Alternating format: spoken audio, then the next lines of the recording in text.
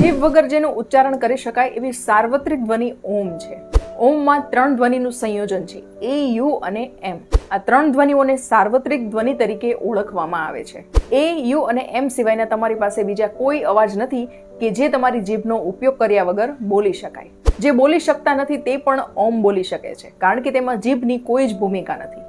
ઓમની ધ્વનિ એક કુદરતીની મૂળભૂત ધ્વનિ છે. કુદરતના સંશોધન થયેલા નાનામાં નાના અણુ એટલે કે મોલેક્યુલ્સનું વાઇબ્રેશન પણ ઓમની ધ્વનિના વાઇબ્રેશનને મળતું આવે છે. હવે રહી મહત્વની વાત, ફાયદાની વાત અને ઉપયોગની વાત. ઓમનું ઉચ્ચારણ કરવાથી શરીરને 12 મહત્વના ફાયદા થાય છે, તે પણ મફતમાં. ઓમના જાપથી ગળામાં વાઇબ્રેશન થવાથી થાઇરોઇડ પ્રોબ્લેમ દૂર થાય છે. ઓમના જાપથી ગભરામણ જેવી સમસ્યા દૂર થાય છે. ઓમના જાપથી માનસિક શાંતિ, સ્ટ્રેસ અને ટેન્શનમાંથી કાયમી મુક્તિ મળે છે. ઓમના જાપથી બોડીમાં બ્લડ સર્ક્યુલેશન યોગ્ય રીતે થાય છે. ઓમના જાપથી બ્લડ પ્રેશર નોર્મલ રહે છે, જેથી હાર્ટ એટેકથી બચી શકાય છે.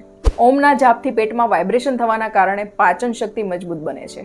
ઓમના જાપથી ફેફસાને વધારે ઓક્સિજન મળવાથી એનર્જી સારી મળે છે. ઓમના જાપથી થાક દૂર થાય છે, જેથી હંમેશા ફ્રેશનેસનો અનુભવ થાય છે. સૂતા પહેલા ઓમનું ઉચ્ચારણ કરવાથી ઊંઘ તરત અને સારી આવે છે. ઓમના જાપથી શરીરમાં ફેફસાની ક્ષમતામાં વધારો થવાથી બોડીમાં ઓક્સિજન વધારે મળે છે.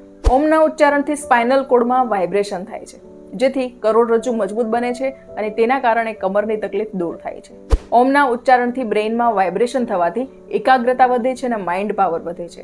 નિયમિત રીતે ફક્ત 10 મિનિટ ઊંડા શ્વાસ લઈને ઓમનું ઉચ્ચારણ કરશો તો મોટી હોસ્પિટલમાં ઓક્સિજનના બાટલા નહીં ચડાવવા પડે. આમ રેગ્યુલર ઓમનો સતત જાપ કે ઉચ્ચારણ કરવામાં આવે તો આપણે સૌ ઘણા બધા રોગ ઘરે બેઠા જ દૂર કરી શકીએ છીએ. માહિતી કામની છે એટલે ગ્રુપમાં અવશ્ય શેર કરજો.